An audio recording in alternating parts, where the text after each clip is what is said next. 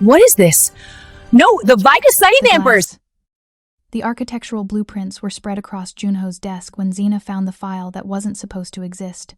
She'd come to his office to surprise him with coffee, but the screen of his laptop glowed in the empty room, displaying a document titled Asset Transfer Viper Syndicate. She thought it was real estate. Property flips were Jun-ho's thing, but when she clicked to close it, her own face stared back at her. Her passport photo, her medical records, her daily schedule down to the minute, and at the bottom, in cold legal language, a price. Not for a house. For her. Hi there, welcome to Cozy Stories. Hit that subscribe button right now because you're about to see how a woman turns a death sentence into a crown. Drop a comment with what city you're watching from, and let's dive in. Zena's hands went numb. The file listed her blood type, her measurements, her education level. There was a section labeled Transfer Date, 3 days from now. The same weekend as their engagement party. Jun-ho had planned the celebration and the sale for the same breadth of time. Her phone was already in her hand before she realized she'd grabbed it. She dialed.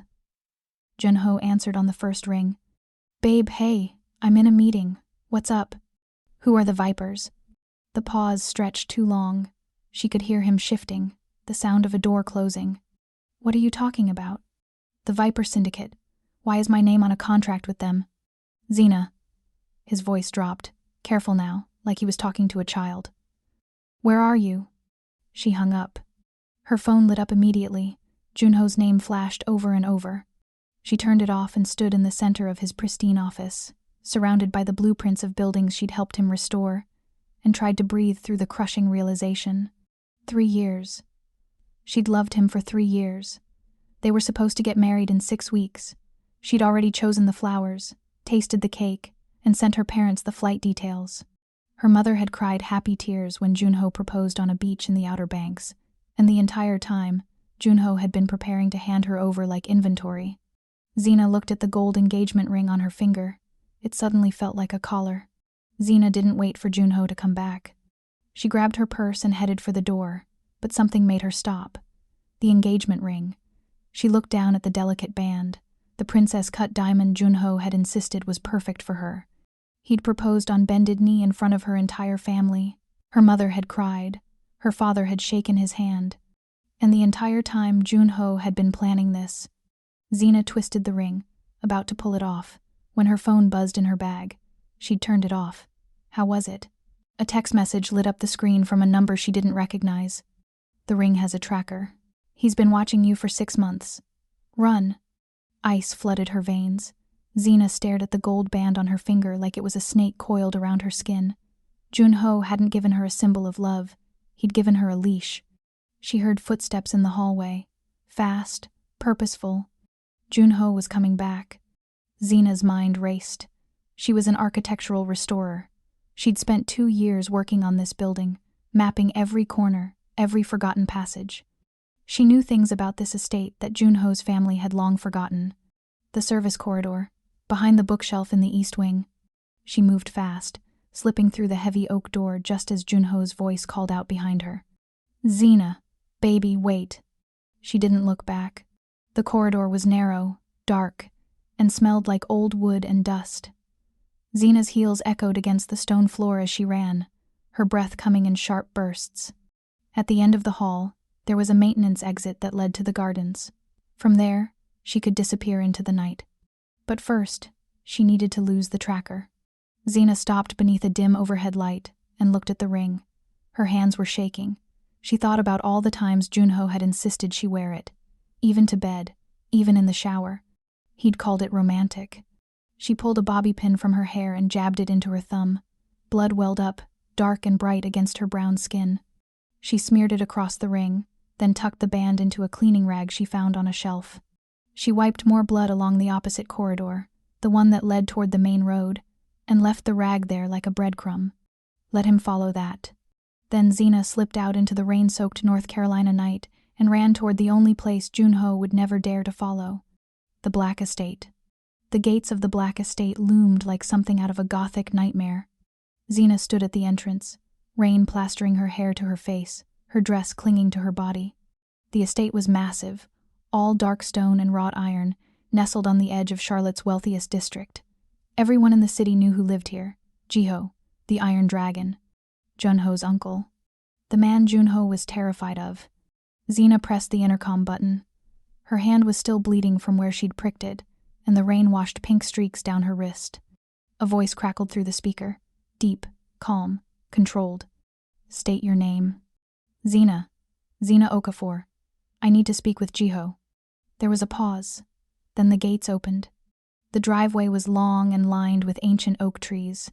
By the time Zena reached the front door, she was shivering, though she couldn't tell if it was from the cold or from fear.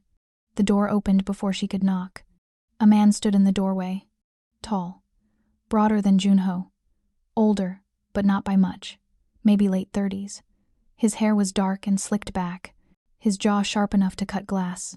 He wore a black suit that fit like it had been tailored to his body, and his eyes, dark, unreadable, swept over her with the kind of attention that made her feel both seen and exposed. This was Jiho. You're bleeding, he said. It wasn't a question. Zena looked down at her hand, at the smear of red across her palm. I had to lose the tracker, she said. Jiho's expression didn't change, but something flickered in his eyes. Understanding, maybe even approval. He stepped aside. Come in. The interior of the estate was nothing like Jun-ho's cold, modern penthouse. This place was old money, dark wood paneling, leather-bound books. The scent of aged whiskey and cedar hung in the air. It felt like stepping into a different century. Jiho led her through a hallway lined with portraits of stern-faced men and into a study. A fire crackled in the hearth, casting flickering shadows across the room. He gestured to a leather chair near the fire. Sit. Zena obeyed, too exhausted to argue. Jiho poured 2 glasses of amber liquid from a crystal decanter and handed one to her. She took it, her fingers brushing his for just a moment. His hands were warm, rough, the hands of a man who built empires with his own strength. Drink, he said. Then tell me why my nephew's fiancé is standing in my house, bleeding and soaked to the bone. Zena drank. The whiskey burned going down, but it steadied her. She looked up at Jiho, meeting his gaze head-on. Jun-ho sold me. Jiho didn't react. He simply watched her, his expression unreadable. To the Vipers, Zena continued. I found the contract. I'm supposed to be transferred in 3 days. Jiho was silent for a long moment. Then he set his glass down on the desk and leaned back against it, arms crossed over his chest. I know. Zena's breath caught. You know? I've known for 2 weeks. His voice was calm, almost casual. Jun-ho's been planning this for months. He thought he was being clever. Negotiating behind my back. Jiho's lips curved into something that wasn't quite a smile. He's not as smart as he thinks he is. Then why didn't you stop him? Jiho's gaze locked onto hers, and for the first time, she saw something dangerous flicker in those dark eyes. Because I wanted to see if you'd come to me. Zena stared at him. You wanted to see if I'd come to you? Jiho moved closer, his footsteps silent on the thick carpet. He stopped just in front of her chair, close enough that she had to tilt her head back to meet his eyes. Jun-ho has been reckless for years, Jiho said. Greedy, impulsive. I've been cleaning up his mistakes since he was old enough to make them. He paused, his gaze dropping to the engagement ring she'd left behind in the corridor. But this time, he made a mistake I couldn't ignore. What mistake? You. The word hung in the air between them. Zena's heart pounded in her chest. She didn't understand. Jiho stepped back, moving to the window. Rain streaked down the glass, blurring the city lights beyond. Jun-ho didn't sell you for power, Jiho said quietly. He sold you to hurt me. Zena frowned. I don't understand. Jiho turned to face her, and for the first time, she saw something raw in his expression, something human beneath the cold exterior. Because I've been in love with you for 5 years. The room tilted. Zena's hands tightened around the arms of the chair. That's impossible, she whispered. I've only known Jun-ho for 3 years. I've never even met you before tonight. You've never met me, Jiho agreed. But I've seen you. He moved to his desk and opened a drawer. He pulled out a folder and handed it to her. 2 years ago, you restored the Ashford building downtown. You gave a presentation to the Historical Society. I was there. Zena opened the folder. Inside were photographs. Not surveillance photos. Sketches, dozens of them. Her face, her profile, her hands holding a blueprint. All drawn in careful, precise detail. "You drew these," she said, her voice barely audible. "I did." Jiho's voice was low, almost gentle. "Jun-ho found them 6 months ago. He realized that the one thing I wanted was something he could take from me. So he pursued you. Charmed you. Made you fall in love with him." His jaw tightened, and then he sold you to the Vipers to destroy me. Zena felt like she couldn't breathe. "The Vipers don't exist." Jiho's voice was flat. "The Viper Syndicate is a phantom. I created it years ago to flush out traitors in my organization." Jun-ho spent months negotiating with ghosts. He stepped closer again, his presence overwhelming. "He was trying to sell you to me, Zena. He just didn't know it." Zena's hands shook. Everything she thought she knew was a lie. Jun-ho's love, their future, all of it had been a weapon aimed at the man standing in front of her. "Why didn't you tell me?" she asked. "Why didn't you warn me?" "Because I needed you to choose." Jiho crouched down in front of her chair, bringing himself to her eye level. This close, she could see the faint scar along his jaw, the flecks of amber in his dark eyes. "I needed you to see Jun-ho for what he is, and I needed you to come to me of your own free will." "Why?" "Because I don't want a hostage, Zena." His voice dropped, rough and honest. "I want a wife." Zena should have said no. She should have run, should have called the police, her family, anyone. But the police were in Jun-ho's pocket, and her family didn't understand the world she'd stumbled into. And somewhere, deep in the part of her that had always felt like she was fighting alone, she realized something. Jiho was offering her power. "If I marry you," Zena said slowly, "what happens to Jun-ho?" Jiho's expression darkened. "He loses everything, his name, his position, his place in this family." He stood, towering over her. "By morning, you'll be the matriarch of this organization. Jun-ho will have to bow to the woman he tried to sell." Zena's pulse hammered in her throat. Revenge, protection, a future where she would never be anyone's property again. "What do you get out of this?" she asked. Jiho looked at her for a long moment. Then he reached out and gently tucked a wet strand of hair behind her ear. His touch was warm, careful, almost reverent. "I get you." The ceremony happened at midnight. No guests, no flowers, just Jiho, Zena, and a lawyer who looked like he'd done this kind of thing 100 times before. The study became a makeshift chapel, the fire casting flickering light across the dark wood and leather. Zena wore the same dress she'd run in, now dry but wrinkled. Jiho had offered her something else, but she'd refused. She wanted to remember this moment exactly as it was, raw, real. A choice made in desperation and defiance. The vows were simple, legal, binding. When the lawyer pronounced them married, Jiho didn't kiss her. Instead, he took her left hand, the one that had worn Jun-ho's tracker, and slid a new ring onto her finger. This one was different. Platinum, not gold. A single black diamond set in a band engraved with Korean characters. "What does it say?" Zena asked. Jiho's thumb brushed over the engraving. "Priceless." Something tightened in Zena's chest. She looked up at him, at this man who was now her husband, and realized she didn't feel trapped. She felt dangerous. "By morning," Jiho said quietly, his hand still holding hers, "you'll be the only woman in this city who cannot be bought, sold, or touched without my permission." His gaze held hers, dark and steady. "And I will spend the rest of my life making sure you never forget your worth." Zena didn't cry. She didn't tremble. Instead, she stepped closer, closing the distance between them, until she could feel the heat of his body, the steady rise and fall of his breath. "Good," she whispered, "because I want him to have nothing." Jiho's eyes darkened with something that looked like pride, like hunger, like a promise. "Then let's take it all." Morning came wrapped in gray light and the smell of coffee. Zena woke in a bedroom she didn't recognize. The bed was massive, draped in charcoal silk sheets that felt cool against her skin. For a moment, she forgot where she was. Then she saw the platinum ring on her finger, and everything came rushing back. She was married to Jiho. The door opened, and he appeared carrying a tray. He'd changed from the suit he wore last night into dark slacks and a white shirt, sleeves rolled to his elbows. His hair was still damp from a shower. He looked less like a Mafia boss, and more like something out of a dangerous dream. You didn't have to bring me breakfast, Zena said, sitting up. Jiho set the tray on the bedside table. Coffee, fresh fruit, pastries that still steamed.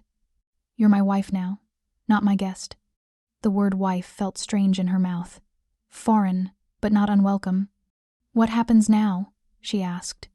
Jiho sat on the edge of the bed, close enough that she could smell his cologne, something dark and woodsy, cedar and smoke. Now, we make you untouchable. He pulled out a folder from the nightstand drawer and handed it to her. Inside was a deed. Zena's hands trembled as she read the document. It was for the architectural firm where she worked, the one Jun-ho had been trying to bankrupt for months. I don't understand, she whispered. That firm sits on a piece of land my father purchased 30 years ago, Jiho explained. He left specific instructions in his will. The property would pass to the wife of his heir. He paused, his gaze steady on hers. You're not just married to me, Zena. You're the wealthiest woman in Charlotte's underground. Zena stared at the document. The property was worth millions, more than Jun-ho's entire portfolio. Jun-ho knew about this, she said slowly. He did. Jiho's voice was cold. That's another reason he wanted to sell you. If you married into the Viper Syndicate, or so he thought, the land would pass to them. He'd have access through his alliance. His jaw tightened. He was willing to trade you for real estate. Rage bloomed in Zena's chest, hot and sharp. Jun-ho hadn't just betrayed her heart. He'd tried to steal her future. I want to see him, she said, her voice steady and dangerous. I want to watch his face when he realizes what he's lost. Jiho smiled. It was a predator's smile, all teeth and promise. Soon, he said. But first you need to understand your power. He stood and offered his hand. Zena took it, letting him pull her to her feet. His hand was warm, solid, and when he didn't let go, she didn't pull away. Come with me, Jiho said. I want to show you something. He led her through the estate, down corridors lined with art and history. They stopped in front of a locked door. Jiho pressed his thumb to a scanner, and the door clicked open. Inside was a gallery, but not just any gallery. The walls were covered in sketches, dozens of them, maybe hundreds, all of her. Zena in profile, examining blueprints. Zena laughing at a cafe. Zena walking through downtown Charlotte, her hair catching the sunlight. Each drawing was dated, spanning 5 years. You've been watching me this whole time, she whispered. I've been protecting you, Jiho corrected. He moved to stand beside her, his presence solid and warm at her back. Every time Jun-ho tried to move against you, I stopped him. Every time he wanted to sabotage your projects, I redirected him. You didn't fall in love with him by accident, Zena. You survived him because I made sure you would. Zena turned to face him, her heart pounding. This man, this dangerous, powerful man, had been her silent guardian for years. Why? She asked. Jiho reached up and cupped her face, his thumb brushing along her cheekbone. His touch was gentle, reverent, like she was something precious. Because the moment I saw you, I knew you were the only thing in this world worth protecting. 3 days later, Zena stood in the center of Jiho's office, learning how to dismantle an empire. Jiho had maps spread across his desk, shipping routes, property holdings, financial portfolios, all of it belonging to Jun-ho. Or rather, what used to belong to Jun-ho. He built his entire operation on borrowed power, Jiho explained, pointing to a cluster of highlighted properties. Half of these assets are tied to Syndicate loans. The other half are leveraged against future deals. He looked up at her. Deals that no longer exist. Zena leaned over the desk, studying the documents. She'd always been good with numbers, with patterns. It's what made her a great architect. And now, she could see exactly where Jun-ho was vulnerable. He overextended, she said. Exactly. Jiho's voice held a note of approval. He thought marrying you would give him access to your firm's land, which he planned to use as collateral for a massive expansion. Without that, his entire operation collapses. Zena traced her finger along one of the routes. What about the Vipers? When does Jun-ho realize they don't exist? Jiho's smile was cold. Tonight. The warehouse was on the edge of the city, tucked between abandoned factories and overgrown rail yards. Jun-ho had rented it for the transfer ceremony, the moment when he'd hand Zena over to the Viper Syndicate and claim his place at the Council of Five. Zena watched from the back seat of Jiho's car as Jun-ho arrived, flanked by his security team. He looked confident, his suit perfectly tailored, his hair styled. He had no idea he was walking into a trap. "Are you ready?" Jiho asked. Zena nodded. She wore all black tonight, a fitted dress that hugged her curves, heels that made her legs look endless. Her hair was pulled back into a sleek bun, and the black diamond ring glittered on her finger like a weapon. She looked like a queen. Jiho's hand found hers in the dark, his fingers lacing through hers. "Remember," he said quietly, "you're not his anymore. You never were." They stepped out of the car together. Jun-ho saw them immediately. His expression shifted from confusion to shock to something close to panic. "Zena?" His voice cracked. "What are you doing here?" "Watching you fail," she said simply. Jun-ho's gaze snapped to Jiho, and his face went pale. "Uncle, I can explain." "Can you?" Jiho's voice was calm, almost bored. He pulled out a document from his jacket and held it up. "Explain this. The contract where you sold my wife to a phantom organization. The one where you tried to steal Syndicate property." He stepped forward, and Jun-ho actually flinched. "Explain how you thought you could betray your family and live." "She's not your wife," Jun-ho said desperately. "She's my fiancé. She was never yours," Jiho finished. He held up Zena's left hand, the black diamond catching the warehouse lights. "She's been mine since the moment she signed her name next to mine. Legally, permanently, irrevocably." Jun-ho looked at Zena, his eyes wild. "You married him? After 3 years together, you married him?" Zena stepped forward, her heels clicking against the concrete. She stopped inches from Jun-ho, close enough to see the fear in his eyes. "You sold me," she said, her voice low and lethal. "You put a tracker on my finger and handed me over like I was inventory. So yes, I married the man who saw me as priceless instead of a transaction." Behind Jun-ho, figures emerged from the shadows, men in dark suits, their faces cold and professional. Jun-ho spun around, recognition dawning. "These are your men," he whispered to Jiho. "The Vipers, they're yours." "They always were," Jiho said. "Every negotiation you had, every deal you made, you were talking to me. I wanted to see how far you'd go. How much you'd betray." His expression hardened. "Turns out, you'd betray everything." Jun-ho's knees buckled. He looked at Zena one last time, desperation in his eyes. "Please," he whispered. "I loved you." Zena crouched down, meeting his gaze at eye level. "No," she said softly. "You appraised me. There's a difference." She stood and turned her back on him, walking to Jiho's side.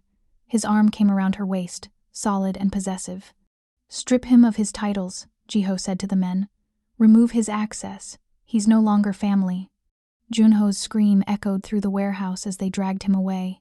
2 weeks later, Zena stood on the balcony of Charlotte's most exclusive hotel, wrapped in liquid gold. The gown was custom-made, the fabric flowing like honey over her curves, the color making her brown skin glow in the evening light. Her hair fell in loose waves down her back, and the black diamond ring caught every glint of the setting sun. Behind her, the gala was in full swing. The Council of Five had gathered, the most powerful families in the South's underground network, and tonight, they would witness the changing of power. Jiho appeared at her side, devastating in a charcoal suit that fit him like a second skin. His hand found the small of her back, warm and possessive. "Are you ready?" he asked. Zena looked out over the city, at the skyline she'd helped restore, building by building. She thought about the girl she'd been 3 weeks ago, the one who believed in fairy tales and happy endings with a man who saw her as property. That girl was gone. "I'm ready," she said. They walked into the ballroom together, and the room fell silent. Zena had been to galas before, always as Jun-ho's +1, always in his shadow, but tonight she walked in as Jiho's equal, as his wife, as the matriarch of the most powerful syndicate in the region, and everyone knew it. Jun-ho was there. Of course he was. He stood in the corner, no longer in a tailored suit but in something off the rack and ill-fitting. His family had stripped him of everything. His name, his money, his position. He was there as a warning, a reminder of what happened to traitors. When he saw Zena, his face crumpled. She didn't look away. She wanted him to see her, wanted him to see what he'd lost. Jiho guided her to the center of the room, where the council waited. 5 chairs, arranged in a semicircle. Jiho took his seat, and then he did something that made the entire room gasp. He gestured to the empty chair beside him, the one reserved for equals. "Sit," he said to Zena. She did, and the council bowed. Jun-ho made a sound, something between a sob and a scream. Security moved toward him, but Jiho held up a hand. "Let him watch," Jiho said coldly. "Let him see what it looks like when a woman is treated as a queen instead of a commodity." The gala continued around them, but Zena barely noticed. All she could feel was Jiho's hand finding hers under the table, his fingers lacing through hers, solid and sure. "You did this," he murmured, leaning close enough that only she could hear. "You turned betrayal into power. You're magnificent." Zena looked at him, at this man who'd spent 5 years protecting her from the shadows, and felt something shift in her chest, something warm and dangerous and entirely her choice. "Dance with me," she said. Jiho stood, pulling her to her feet, and led her onto the floor. The music swelled, slow and sultry, and Zena stepped into his arms like she'd been made to fit there. They moved together, his hand at her waist, hers at his shoulder. This close, she could feel the heat of him, the steady rhythm of his breathing, the way his gaze never left her face.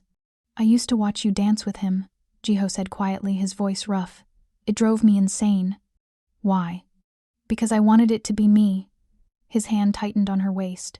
"I wanted to be the one who made you smile. The one who knew what made you laugh." He leaned closer, his breath warm against her ear. "I wanted to be the one you chose." Zena's heart hammered in her chest.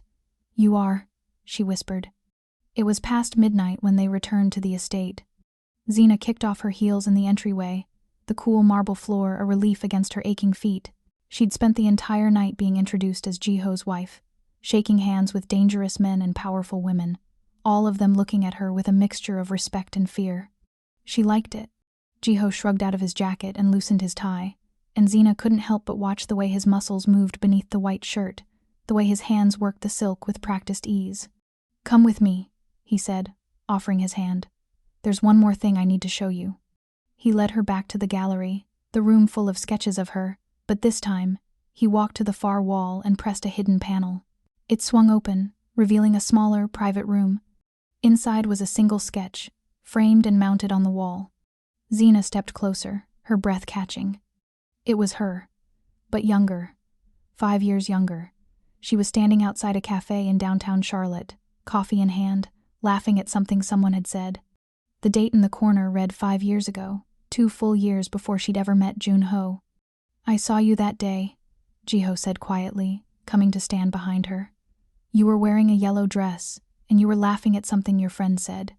And I thought," he paused, his voice dropping to something raw and honest, "I thought I'd never seen anything more beautiful in my life." Zena turned to face him, tears burning in her eyes. "You've been waiting for me," she whispered. "I have." Jiho cupped her face, his thumbs brushing away the tears that spilled over. "I watched you meet Jun-ho, watched you fall in love with him. And I hated it. But I couldn't interfere, because you had to choose me. Not because I manipulated you into it, but because you wanted to." "I do want to," Zena said fiercely. "I want this. I want you." Something broke in Jiho's carefully controlled expression.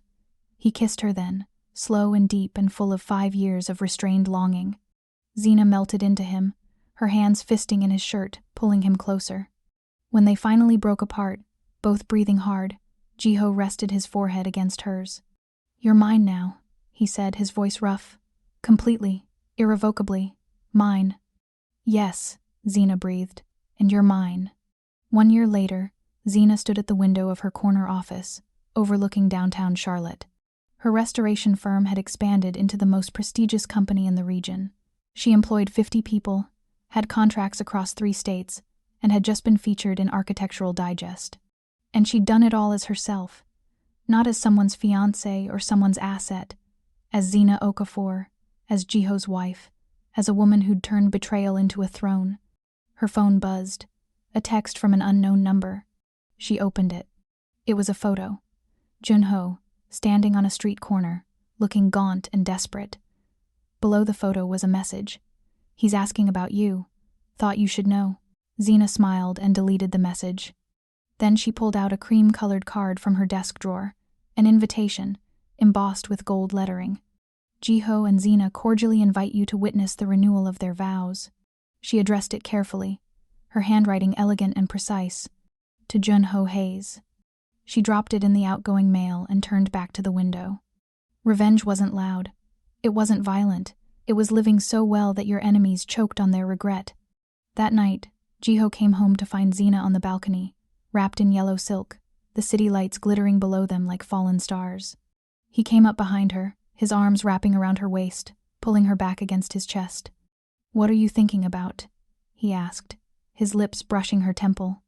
Zena leaned into him, into this man who'd spent 5 years waiting for her, who'd dismantled an empire just to set her free. "I'm thinking," she said softly, "that the debt isn't paid yet." Jiho's arms tightened around her. "No?" "No." Zena turned in his arms, looking up into those dark, dangerous eyes. "We're just getting started." And when he kissed her, she tasted victory and promise and a future built on her own terms. She was no longer for sale. She was priceless. That's Zena's story, from sold to sovereign. If you loved watching her claim her power and destroy the man who underestimated her, hit that subscribe button and drop a comment with what city you're watching from. We've got more dark romance, more revenge, and more powerful women taking back their crowns. Don't miss what's coming next.